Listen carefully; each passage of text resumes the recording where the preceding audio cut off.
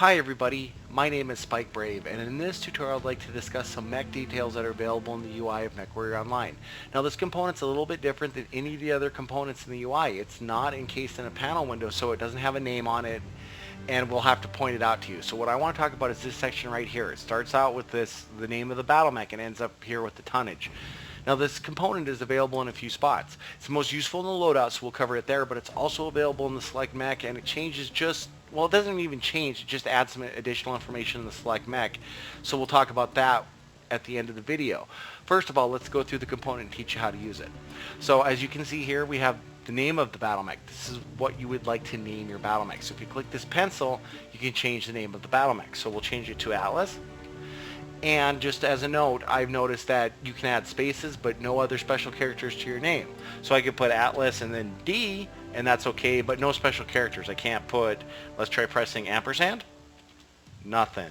Let's put an apostrophe in there, nothing. So it looks to me like the only special character you can use is a space, so keep that in mind. So we'll hit OK, and we'll get a brief message that lets us know it's updating, and we'll see that the name of the BattleMech has changed. The next thing that we see directly underneath that is the chassis and variant of the BattleMech. So this is an Atlas, and it is an AS7-S, and it's the loyalty variant. If you're curious about the loyalty mechs, they have loyalty programs that they launch in about October, and depending on what you've purchased throughout the year, you may qualify for some BattleMechs or other goodies. So keep an eye on those on the website, but not real important for the video. The next thing that we see is the mech's weight class. So this BattleMech is an assault. Directly next to that, we have its tech stack. So this is an inner sphere BattleMech. Right underneath that, we have our warnings. And actual errors in our BattleMech build. Now this BattleMech has two errors, so they're red. That means I can't launch a match. We see that the triangle is red with an exclamation point. If they were just warnings, it would be yellow, and I could launch a match. If we look at the icons, we can see this red thing that looks kind of like an engine. I don't have an engine, and we see this thing that looks like a bullet maybe. That means I don't have any weapons on this BattleMech. Both of those will prevent me from launching into a match. If you see some symbols up here and you're not sure what they are, I will cover a couple in this video, the most common ones that you'll see. And really, the invalid ones are no engine, no weapons. But if we click on that, we'll see what our loadout errors are. So we get this pop-up called loadout errors, and then we see two alerts: no engine, no valid weapons equipped, and then a bunch of warnings because I don't have any armor on this BattleMech. So what it's telling me is I can't launch into a match until all my alerts have been fixed. So if I put at least one gun and an engine in here, we're good to go. I can launch into a match. Now keep in mind that no ammo equipped is a warning, so keep an eye on your warnings, because it'll let you launch if you have valid weapons, but you could put a bunch of weapons that require ammunition, have no ammo, and be in kind of poor shape for a match if you can't actually shoot anybody because you have no bullets for your guns. So that's been a talk about these loadout errors. Let's close that up. We'll go on to the next section here, which is pretty straightforward. It's the tonnage of the BattleMech. Its current weight, it currently weighs 10 tons, and I can have a max of 100 in here. As always, I do encourage you to use all of your BattleMech's weight. Don't try to leave... There's no benefits for having an underweight BattleMech. It doesn't move faster, it doesn't do anything else. You're just not bringing everything you could to the battlefield. Now, let's talk about where this component shows up in a couple different spots. As you can see, I have my loadout screen set to layout. This is where it appears in layout. Let's set it to columns, because I think that's where most people probably will use the Mechlab. And we'll see that this component, oops, I shouldn't say columns, I should say expanded. We'll see the component moves just slightly. The name, the chassis, and all the information is right here, but the warnings pop up to here. Works the same way, so let's put an engine in here and we'll see how this changes. So we'll go to equipment.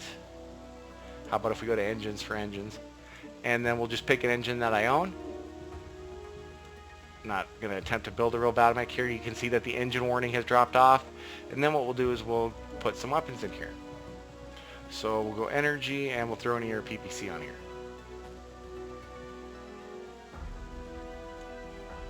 There we go. Now you can see that it's changed to a warning icon.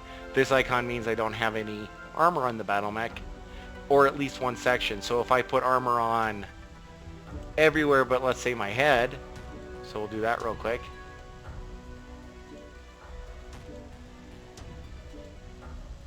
We'll see that the icon's still here, and oh, I missed my center torso. But you see it doesn't give you an icon for each area of the BattleMech, just that there is something on your BattleMech that doesn't have armor. So that's really been a look at this. If you see two wavy lines with other wavy lines, let me see if I can build a BattleMech real quick. That will we'll go to a different BattleMech, and we'll build a loadout with the heat indicator. And we can do that very easily with this BattleMech. So we'll just take some stuff off him. We'll put some of your PPCs on him. Now this is probably the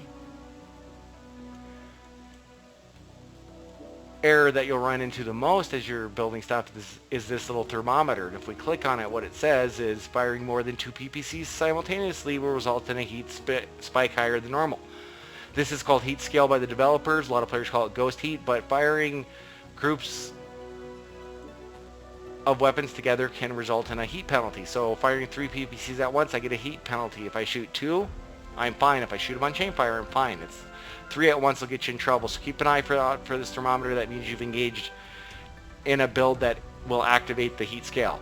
So let's go back out to our select mech here, and we'll see the mech details portion right up here.